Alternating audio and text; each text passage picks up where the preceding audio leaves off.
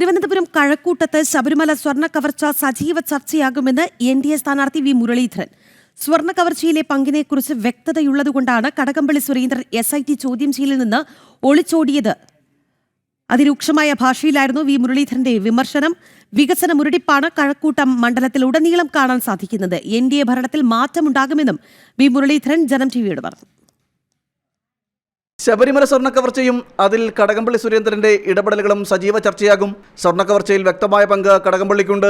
അത് അദ്ദേഹത്തിന് കൂടി ബോധ്യമുള്ളതുകൊണ്ടാണ് SIT ചോദ്യം ചെയ്യലിന് ആരെയും അറിയിക്കാതെ ഒളിച്ചുപോയതെന്നും വി മുരളീധരൻ കുറ്റപ്പെടുത്തി. അദ്ദേഹത്തിന്റെ പങ്കിനെ കുറിച്ച് അറിയുന്നത് കൊണ്ടാണ് ഈ SIT ചോദ്യം ചെയ്യാൻ വിളിച്ചപ്പോൾ അദ്ദേഹം ഒളിച്ചുപോയത്. അദ്ദേഹം പരസ്യമായിട്ട് അദ്ദേഹത്തിന് മറക്കാനൊന്നുമില്ലായിരുന്നെങ്കിൽ അദ്ദേഹത്തിന് പരസ്യമായിട്ട് പോകാമായിരുന്നു.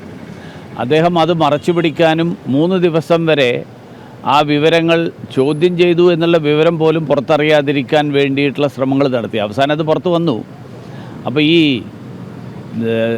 കട്ടവൻ്റെ തലയിലാണ് കൂടെ ഉണ്ടാവുക എന്ന് പറഞ്ഞതുപോലെയാണ്.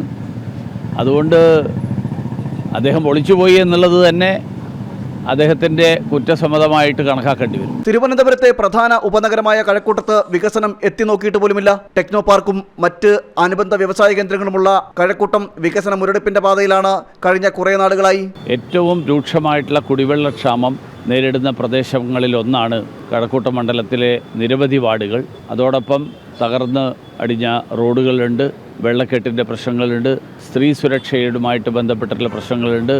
ടെക്നോ പാർക്ക് പോലെയുള്ള വലിയ സ്ഥാപനങ്ങളുണ്ടെങ്കിലും ആ സ്ഥാപനങ്ങൾ തദ്ദേശവാസികൾക്ക് പ്രയോജനപ്പെടുത്തുന്ന തരത്തിൽ അവിടുത്തെ ജോലി സാധ്യതകളെ എങ്ങനെ ഉപയോഗപ്പെടുത്താം എന്നുള്ളതിനെക്കുറിച്ചിട്ടുള്ള ഒരു ആസൂത്രണവും ഇതുവരെ സർക്കാരിനും അതുപോലെ ജനപ്രതിനിധിക്കും സാധിച്ചിട്ടില്ല. ഇതൊക്കെ പ്രധാനപ്പെട്ട പ്രശ്നങ്ങളായിട്ട് ജനങ്ങൾ ഉന്നയിക്കുന്ന പ്രശ്നങ്ങളാണ്. ഇടതുഭരണത്തിൽ കഴക്കൂട്ടത്തിനായി ഒന്നും തന്നെ ചെയ്യാൻ സാധിച്ചിട്ടില്ല. BJP NDA സഖ്യം അധികാരത്തിലെത്തിയാൽ നിരവധി വികസന പദ്ധതികളിലൂടെ കഴക്കൂട്ടത്തിന്റെ മുഖച്ഛായ തന്നെ മാറ്റുമെന്ന് വി മുരളീധരൻ പറഞ്ഞു. ജനം, തിരുവനന്തപുരം.